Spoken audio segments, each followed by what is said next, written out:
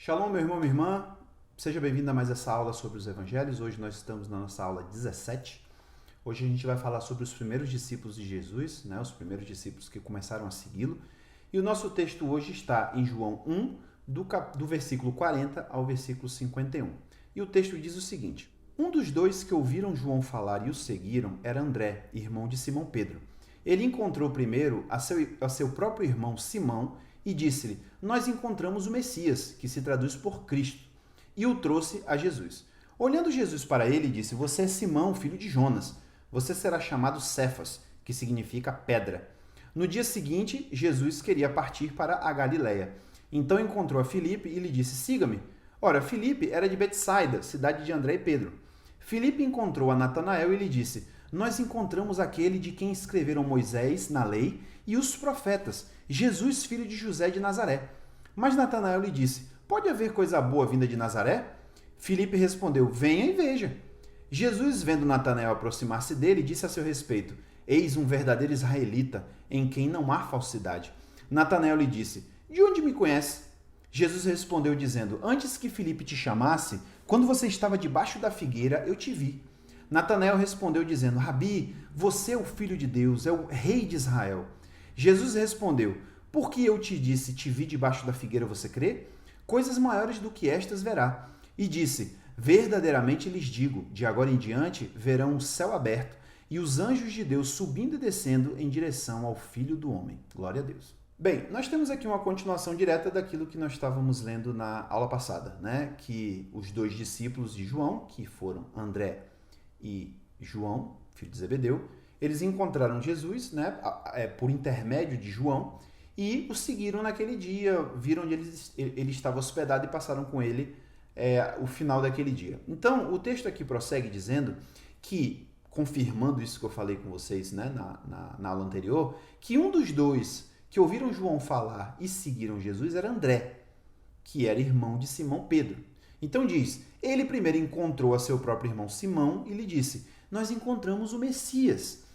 Eu queria falar um pouquinho aqui sobre esses irmãos, né? E depois eu vou falando de mais alguns, mas tanto André quanto Simão, né? Que ainda não tem o nome de Pedro, tanto André quanto Simão, eles eram provenientes de Betsaida, como o próprio texto vai confirmar aqui, ou seja, da Galiléia. Então, uma vez que André se tornou discípulo de João, e o texto que a gente leu na semana passada comprova isso, né? André era discípulo de João, e o fato de Simão estar aqui também, porque, veja, o modo como João, o evangelista, ele descreve esses fatos aqui, ele nos dá a entender que tudo isso aconteceu aqui, ali próximo de onde João estava batizando, na Judéia, né? E tanto é que no texto que a gente acabou de ler diz, no dia seguinte Jesus queria partir para a Galiléia. Então, Jesus já estava partindo ou voltando para a Galiléia junto com quem? Junto com André, junto com João e junto com o próprio Pedro, né? Que ele encontrou aqui, o próprio Simão. Então é interessante que esse pessoal todo esteja aqui, né? Mais pra frente eu vou comentar sobre algumas possibilidades aqui do porquê ter tanta gente aqui reunida da Galiléia, mas o que eu quero dizer é que o fato de Simão também estar ali, é provável que quando André foi atrás de João, né? Daquele que estava imergindo lá no Jordão, Simão também foi com ele, né? Se Simão também cria que João era um profeta, se Simão chegou a se batizar, a gente não sabe, né? Mas fica implícito, novamente, isso não é declarado, mas fica implícito que todos os discípulos de Jesus, de uma forma ou de outra, passaram, desculpe, os apóstolos de Jesus, né? Não todos os discípulos, mas os apóstolos de Jesus provavelmente passaram pelo batismo de João também, né? Novamente, não está descrito isso na Bíblia, mas é provável que eles tenham passado, ainda que não tenham se tornado necessariamente discípulos de João, né? Que seguissem João, que estivessem ali o tempo todo com João, como parece que era o caso de André aqui. Parece que André era o mais devoto, né? Vamos dizer assim, e que Simão talvez tivesse ido, mas talvez não estivesse ali como discípulo necessariamente, né? O próprio fato do nome de Simão, até um detalhe também que é interessante, a gente comentar sobre essa questão dos nomes, né? O nome de Simão é hebraico, né? Então, o nome, na verdade, Simão já é uma tradução aramaica da palavra do nome Simeão, que é o nome do patriarca, né? Então, provavelmente, Pedro e André, eles eram da tribo de Simeão. Existe essa possibilidade pelo fato de Pedro ter o nome, né, de Simeão. Então aí André vai ele e diz, olha, nós encontramos o Messias, que traduzido é Cristo, e o trouxe a Jesus. Então você sabe que Messias e Cristo é a mesma coisa, né? Messias é uma transliteração da palavra hebraica, Mashiach, que significa ungido. E Cristo é uma transliteração da palavra grega Christos, que também significa ungido, né? Então, as duas significam a mesma coisa, e eu gosto de usar aqui a expressão Messias, né? E nem ungido nem Cristo, porque ungido fica muito genérico, né? Porque outros foram chamados de ungidos. Mas quando a gente trata Jesus como o Messias, a gente está sendo específico em dizer é o ungido que Deus profetizou que viria e que reinaria, né? Que teria aquele reino eterno e tal. Então a gente está sendo muito específico. E eu prefiro usar Messias ao invés de usar Cristo. Não está errado, tá? Mas eu só estou explicando o porquê que você vai ver muito nessas minhas leituras aqui. Eu não usar a palavra Cristo, mas usar Messias, porque eu acho que traz um pouco do original, né?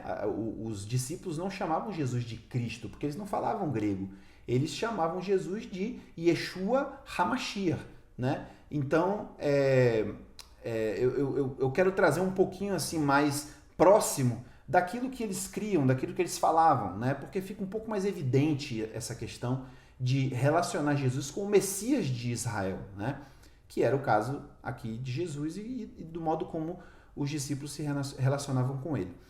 Então, o texto diz o seguinte, quando Jesus encontrou Simão, porque André o levou, né, a Jesus, então quando Jesus viu Simão, ele falou, olha, você, ou em outras palavras, seu nome é Simão, filho de Jonas, mas a partir de hoje eu vou chamar você de Cefas, que significa pedra. Antes de mais nada, algumas Bíblias traduzem Simão, filho de João, tá? E nessa minha versão aqui, eu estou lendo Simão, filho de Jonas. Por que essa diferença? É uma coisa que eu vou falar logo aqui, talvez a gente cite isso em alguns momentos, mas não é algo que eu estou muito preocupado em passar aqui nesse estudo, né? Mas o que ocorre é o seguinte, a gente não tem o chamado autógrafo dos evangelhos, ou seja, a gente não tem aquele texto que foi originalmente escrito por Mateus, Marcos, Lucas e João. A gente não tem. O que a gente tem são cópias, né? Cópias desses evangelhos. É o que a gente chama de manuscritos, né? São cópias manuscritas, porque não tinha imprensa, você sabe disso, era tudo feito à mão. Então, a gente tem cópias manuscritas desses originais, né? Dessas coisas, desses evangelhos, esses livros, das cartas de Paulo, que foram escritas em algum momento. Por conta de ser um processo de cópia, então a gente acaba tendo variações nas cópias. E essas variações, que a gente chama de variações textuais, elas podem ocorrer por vários motivos, né? Desde um erro de grafia, né? O cara se equivocou lá e esqueceu de botar uma letra, ou botou uma letra a mais, alguma coisa do tipo. Ou também a gente pode chegar ao extremo de um copista, né? Um escriba, que de repente olhou aquela passagem e falou assim, rapaz, essa passagem está muito complicada, eu acho que eu vou fazer uma modificação aqui, vou dar uma explicada. Então ele ia, botava um adendo, ele fazia um comentário, às vezes o comentário se misturava com o texto, né? Porque nesses manuscritos, em muitos deles, a gente tem os comentários dos copistas do lado, né? Chamado de notas marginais, mas às vezes esses comentários eram colocados junto com o texto. Então com o tempo aquilo foi copiado, né? A pessoa seguinte que pegou aquele manuscrito e copiou ele, de repente achou até que aquilo era do texto. Então, a gente acaba tendo variações, né, nesses textos. Então, só para te deixar assim, te deixar claro aqui o meu intuito e a minha preocupação qual é que eu sigo uma linha que é defendida por inclusive um americano que se naturalizou brasileiro, né, que é o Dr. William Pickering. Ele é chamado de Gilberto, né? Ele assume o nome de Gilberto Pickering, e ele assume o seguinte, que ele não consegue não acreditar que Deus preservou as palavras originais do Evangelho de alguma forma em alguma tradição. E ele se dedicou a descobrir isso. Porque a maioria dos estudiosos que se dedica a esse ramo, né, da ciência, chamado de manuscritologia, a maioria deles é muito, vamos dizer assim, eu não digo nem que são incrédulos, mas, embora muitos são de fato incrédulos, mas muitos deles são muito mais acadêmicos do que crentes, né? Eles analisam uma coisa muito friamente à luz da ciência e às vezes ignoram um pouco esse conceito. Poxa, será que Deus não preservaria a sua palavra? Né? Porque a ciência não bota isso na equação. Então, o irmão Gilberto Pickering, ele não pensa assim, né? Ele é um homem, inclusive, muito capaz nesse quesito, né? Estudioso das línguas originais, dedicado a isso há muito tempo. Ele não é um qualquer que pegou isso aí para fazer, é um cara conceituado entre os manuscritologistas, né? Inclusive, e ele partiu desse pressuposto. Olha, eu não acredito que Deus não proveu uma tradição que tenha mantido, né, a originalidade dos evangelhos. Então ele se dedicou a isso e ele afirma, né, que de acordo com os estudos dele, que inclusive não pararam, até hoje ele faz isso, mas segundo os estudos dele, existe uma família de manuscritos que ele considera como a mais confiável. Então, só para te dar um exemplo, essa diferença que existe aí de dizer que Pedro era filho de João e Pedro era filho de Jonas, olha a diferença. A maioria dos manuscritos que é considerada, como é que se diz, os melhores manuscritos pelos acadêmicos, menos de 1% desses manuscritos diz que Pedro era chamado filho de João. Enquanto que 99% dos manuscritos diz que Pedro era chamado de Simão, filho de Jonas, né? Então, isso só para te dar um exemplo dessa questão. A maioria dos manuscritos diz que era filho de Jonas, enquanto que uma minoria diz que é filho de João. Aí, por questões acadêmicas, questões de algumas teorias que existem por aí, que eu particularmente não concordo, acaba que as nossas Bíblias muitas vezes se utilizam desses manuscritos que os acadêmicos consideram como melhores, né? Talvez isso seja um momento da gente fazer um outro vídeo explicando isso aí, acho que é interessante falar sobre isso, mas eu só queria dar essa pincelada para você entender que existem essas situações, né? E às vezes as Bíblias, e que eu acho isso muito bom, as Bíblias às vezes vêm com esses comentários, né? Dizendo ou tal, né? Simão, filho de Jonas, aí assim, ou João, filho de João. Por quê? Porque outros manuscritos guardam isso aí, então é bom que se diga que existe essa variação, né, dos manuscritos. Então, eu estou assumindo aqui que o pai de Simão, né, o pai de Pedro, se chamava Jonas, né, por causa de tudo isso que eu falei para você agora. E aí, ele muda o nome de Jonas, de Simão. Ele fala, olha, Simão, a partir de hoje eu vou te chamar de Cefas. Isso traduz uma palavra, uma transliteração, né, de uma palavra aramaica que se fala Kefa. E Kefa, em aramaico, significa pedra. E por que Jesus chama Pedro de pedra? Por que ele dá o apelido, é um apelido aqui, né? Dá um apelido a Pedro de pedra. Eu não vou falar sobre isso agora, mas mais pra frente a gente vai ver que o motivo de Jesus ter dado o nome de Pedro pedra não foi em vão, né? Jesus deu apelidos a alguns dos seus discípulos que tinha a ver com alguma coisa, ou em relação a traços de personalidade, ou a missão, né? Que creio eu que é o caso de Pedro aqui, né? E por que então a gente chama Pedro de Pedro? Por que a gente não chama ele de Cefas? Porque depois a tradição latina, né? A nossa língua portuguesa vem do latim, então a tradução latina converteu, né? Traduziu Cefas para Petrus, né? E então na versão grega, na verdade, Cefas se torna Petrus. E depois isso, na versão latina, vai acabar se tornando Petrus também e acaba chegando em português como Pedro. Então a gente acabou chamando Pedro de Pedro, né? Por causa disso. Acaba que Pedro tem 3 nomes, né? Simão, Cefas e Pedro. Sendo que Cefas e Pedro é a mesma coisa, tá? A tradução da palavra significa a mesma coisa. E aí o texto diz assim, no dia seguinte... E aí parece aqui que já no dia seguinte desse encontro, né, de Jesus com Pedro, Jesus decidiu, vou voltar para Galileia, vou partir para Galileia. Então é interessante deixar claro isso aqui, que Jesus estava na Judéia, mas ele encontrou os seus primeiros discípulos, que também eram galileus, na Judéia. Olha só, Jesus encontrou André e João, não é isso? Depois entrou no barco aí Simão, figuradamente, né? Todos eles estavam onde? Na Judéia. De repente, está dizendo aqui que Jesus encontrou Filipe, que também era da Galileia. Ele fala aqui, ó, Filipe era de Betsaida, cidade de André e Pedro. Era todo mundo ali vizinho, né? Então, depois Filipe chama Natanael, que tinha alguma relação com ele ali. Então, esse pessoal aqui, todo se torna discípulo de Jesus, todos galileus. E não é à toa que, mais pra frente, os judeus vão dizer que é a seita dos galileus, né? Porque todo mundo era galileu, Jesus era galileu e os primeiros discípulos eram galileus. Então, assim, por que esse pessoal todo estava aqui? Existem algumas opções, né? algumas suposições. A primeira é que todos eles estavam ali por causa do batismo de João, como é o caso de André, que era discípulo de João, né? Mas também existe uma outra possibilidade de estar acontecendo em Jerusalém alguma festa, o que pode ser verdadeiro isso aí, né? A gente não tem definição aqui dos evangelhos de quando aconteceu isso, em que mês, em que época do ano, né? Provavelmente João estava batizando numa época quente, não estava batizando no inverno, né?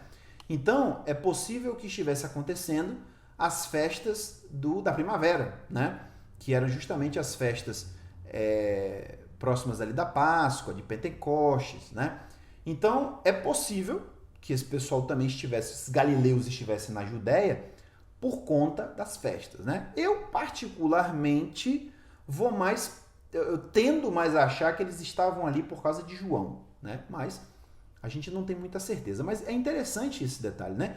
Que todos esses galileus estavam ali na Judéia e Jesus encontrou eles ali primeiro, né? E depois, quando a gente vai ler os demais sinóticos, né? Os demais evangelhos, a gente vai ver até que se a gente não encaixar uma coisa na outra, parece até que é contraditório. Poxa, Jesus encontrou André e Pedro na Judéia, mas lá no outro evangelho ele vai dizer que Pedro se torna discípulo de Jesus na época que eles estão na beira do mar da Galileia pescando, né? Mas depois a gente vai ver que tem sentido isso, né? Que no desenrolar da história a gente vai ver que tem sentido. Por enquanto, eles estão voltando juntos aqui e o texto nem diz claramente que Pedro se tornou discípulo de Jesus. Só diz que Jesus deu um apelido a ele, né?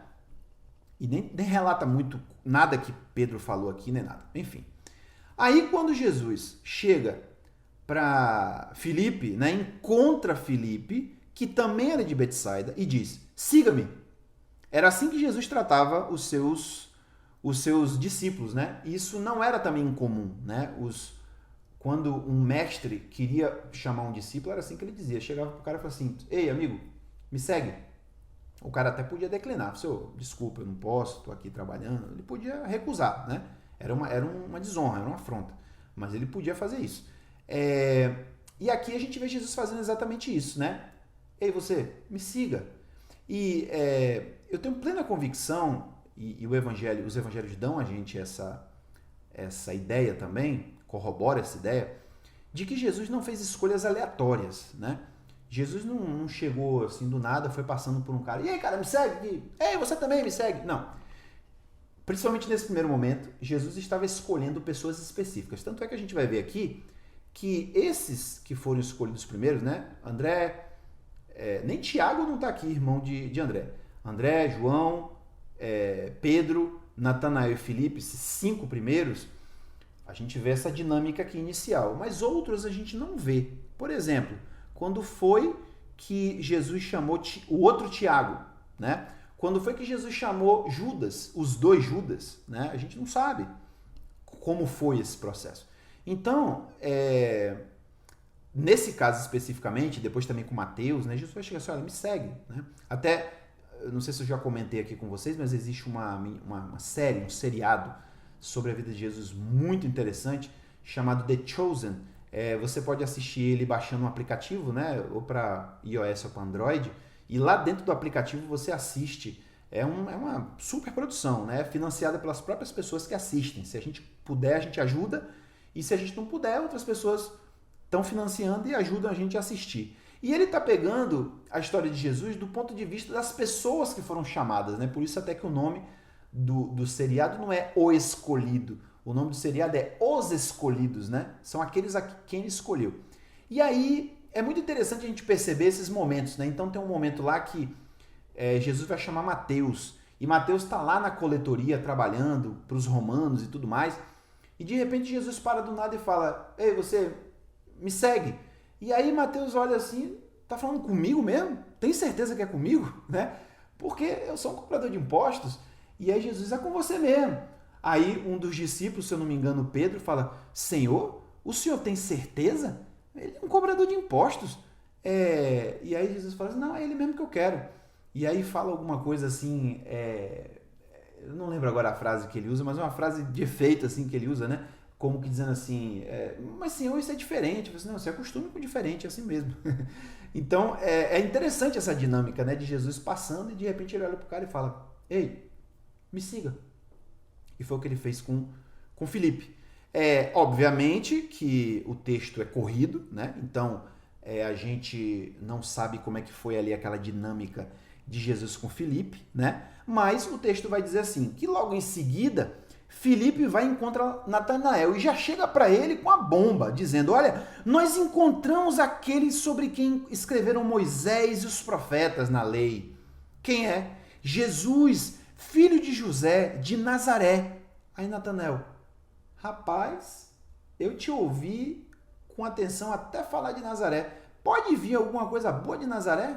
Quer dizer, Nazaré é aquele fim de mundo lá na Galileia. Você está querendo me dizer que o Messias vem de Nazaré? Olha, irmãos, essa atitude, vamos chamar esse preconceito que Natanael está demonstrando aqui, é o mesmo preconceito que as autoridades judaicas vão ter com Jesus. A mesma coisa eles vão pensar sobre Jesus. Eles vão pensar: o Messias vem de Nazaré? Dificilmente. Né? Esse cara aí está dizendo que é o Messias? Dificilmente. O Messias não vem de Nazaré. O Messias vem de Belém. E mesmo até que se explique: não, mas ele nasceu em Belém. Não, cara, não. Impossível o Messias vindo daquele fim de mundo, do meio daquele povo misturado. Né? O pessoal da Galileia tinha uma fama, porque era um povo que vivia ali na fronteira com os gentios, né? Então era um pessoal que era considerado meio sujo, meio impuro, né? Por viver no meio de um povo ali meio impuro, misturado. Então não eram vistos com bons olhos. E Natanael reflete aqui esse preconceito, né? Que o pessoal de Judá principalmente tinha com os nazarenos. Quem sabe até Natanael fosse de Judá. Talvez isso pudesse até refletir um pouco isso. Ou então, uma outra possibilidade é que pelo fato dele ser um judeu devoto, como Jesus vai dizer aqui, né? Quando Jesus encontra ele, ele fala: vem, pode ver uma coisa boa de Nazaré? Aí Filipe fala: vem aqui, vem checar, tira suas próprias conclusões. E ele vai, né? E quando ele encontra Jesus, antes que Natanael pudesse falar qualquer coisa com Jesus, Jesus já chega com uma bomba, mais uma bomba. Ele fala: eis aí um verdadeiro israelita, em quem não há falsidade. Em outras palavras, o que Jesus está dizendo aqui é o seguinte: eis aí um descendente de Jacó que obedece de coração à lei de Moisés, né? Ou seja, Jesus está meio que fazendo um paralelo aqui, um contraponto com o que depois ele vai falar sobre os fariseus, né? Dos fariseus ele vai dizer: eis aí israelitas falsos, cheios de falsidade. Jesus vai dizer isso dos fariseus. E aqui Jesus vai dizer de Natanael o quê? Um verdadeiro israelita em quem não há falsidade. É interessante que Paulo depois, falando de si mesmo, e aí alguém pode até duvidar, né? Tá falando de si mesmo, mas não há motivos para a gente duvidar disso. Paulo fala: olha, eu era fariseu e eu posso dizer a vocês, eu era um bom fariseu. Eu não era um falso fariseu, não. Eu não era um fariseu hipócrita, não. Eu era um fariseu temente a Deus, cumpridor da lei. Eu me destacava, né? E eu até teorizaria aqui que Natanael poderia até ser um fariseu, quem sabe, né? Porque, inclusive, quando Jesus vai falar isso com ele, né? Fala: olha, um verdadeiro fariseu, desculpa, um verdadeiro israelita, em quem não há falsidade. E aí Natanael: ué, se fosse baiano, ele ia falar assim: oxe, e tu me conhece de onde? E aí Jesus responde: ô Natanael, antes que Filipe te chamasse, eu vi você debaixo da figueira. E o que ele estava fazendo debaixo da figueira, irmão? Era costume dos judeus se assentar debaixo de uma figueira e orar, fazer as suas orações, né?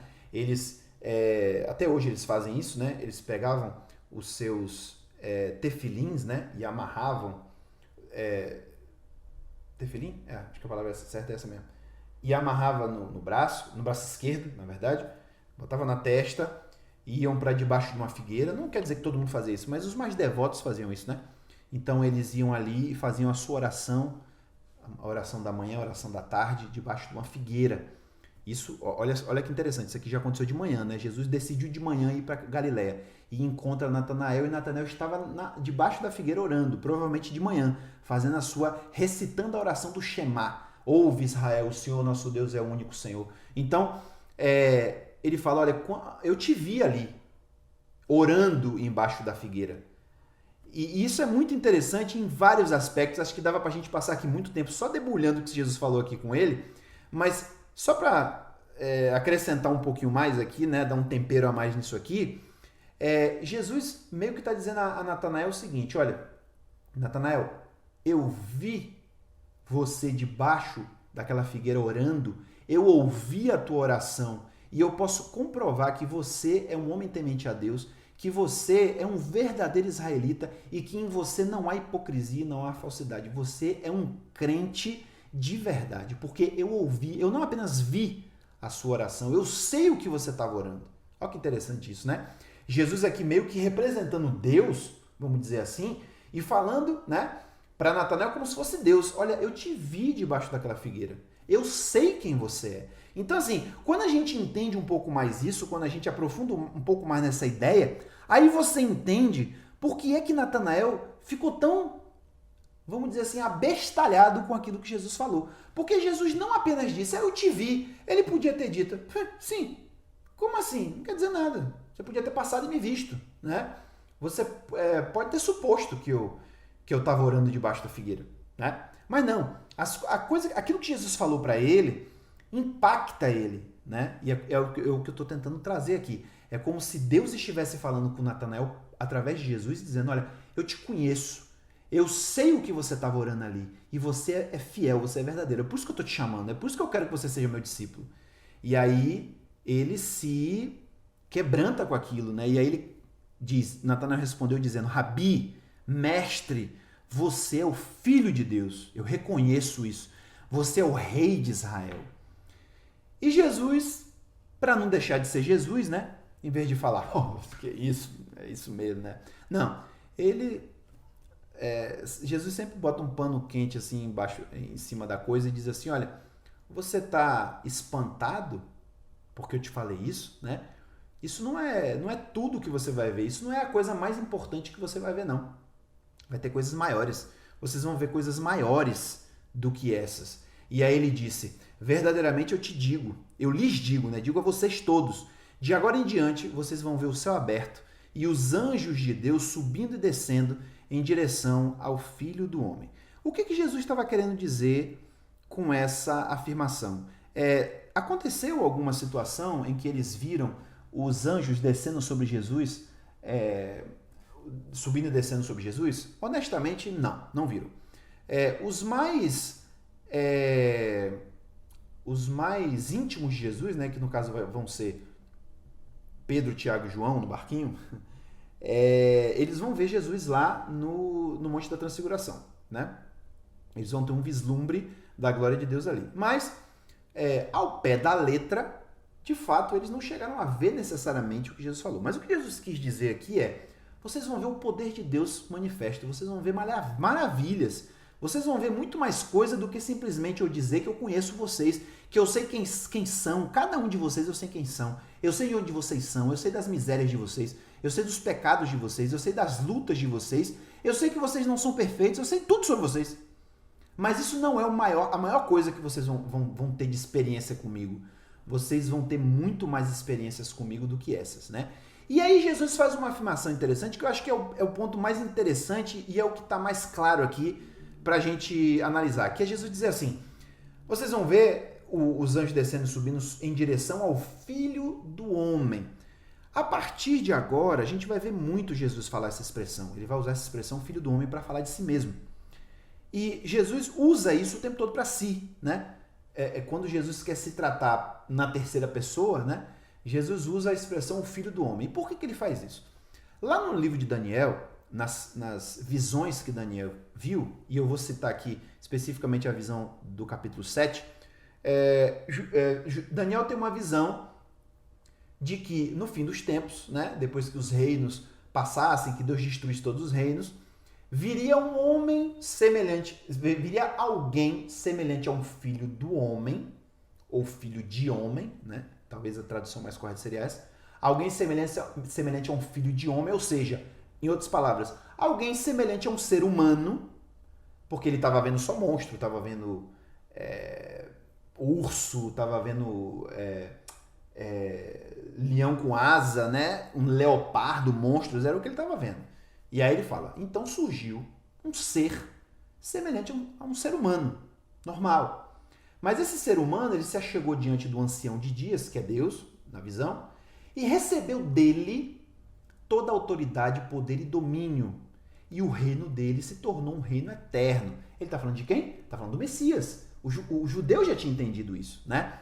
Então, perceba que essa expressão filho de homem ou filho do homem, ela se tornou um epíteto, né? Um apelido, um outro nome para o Messias. O significado dela era Messias. Só que, apesar disso, dentre todas as expressões que os judeus usavam, filho do homem era a mais dúbia, era a que menos, vamos dizer assim, chamava atenção. Porque, por exemplo, se Jesus dissesse, vocês vão ver os anjos descendo e subindo sobre o Messias, ele ia estar fazendo uma afirmação categórica, que ele estava falando dele mesmo e dizendo que ele era o Messias. E é interessante que Jesus nunca tenha feito isso. Jesus nunca se chamou de Messias. Ele nunca disse isso. E depois você vai entender por quê. Depois a gente vai entrar nesse mérito aí. Semelhantemente, Jesus, em raríssimas situações, ele se chama de Filho de Deus. E também a gente vai entender por que Jesus não fala isso. Mas Jesus usa o tempo todo Filho do Homem. Então ele está fazendo essa única afirmação messiânica que ele faz. Ele está fazendo referência à palavra de Daniel, mas para aqueles que o ouviam, era dúbio. Então algumas pessoas entendiam que ele estava falando do Filho do Homem de Daniel. Ele estava se colocando como o Filho do Homem de Daniel. Mas muita gente só estava ouvindo Jesus dizer assim, porque vocês vão ver o ser humano fazendo tal e tal coisa. Eu falei assim, ele está falando de quê? Ele está falando da raça humana? Ou ele está falando especificamente de alguém? Então ficava dúbio, né? Porque a expressão filho do homem significava simplesmente um descendente de Adão, um ser humano, né? E aí, mais tarde a gente vai até falar um pouco mais sobre isso, como isso ressalta a própria natureza humana de Jesus, né? Jesus não se chama de filho de Deus, né? Jesus se chama de filho do homem. Isso é muito interessante, porque Jesus, enquanto estava na Terra, ele não estava querendo ressaltar sua divindade. Não estava em jogo isso. Isso não estava sabe? Não era a coisa principal a ser tratada ali. Jesus, ele tinha que estar ali como um homem completo, um homem perfeito, né? Para que ele pudesse, inclusive, servir de sacrifício e ser o Cordeiro de Deus, que a gente leu na semana passada, né? Então, a partir daqui, a gente tem Jesus com seus primeiros 5 discípulos retornando da Judéia para a Galileia, que era onde todos eles moravam, né? E a partir daí a gente vai ver o desenrolar da história, né? A partir da outra semana a gente vai ver o que acontece agora com esse núcleo, né? Esse núcleo de Jesus com seus primeiros 5 discípulos. Agora sim, Jesus começa o ministério dele. Bom, então a gente fica por aqui. Eu espero você na próxima semana. Que Deus te abençoe e que a paz esteja contigo.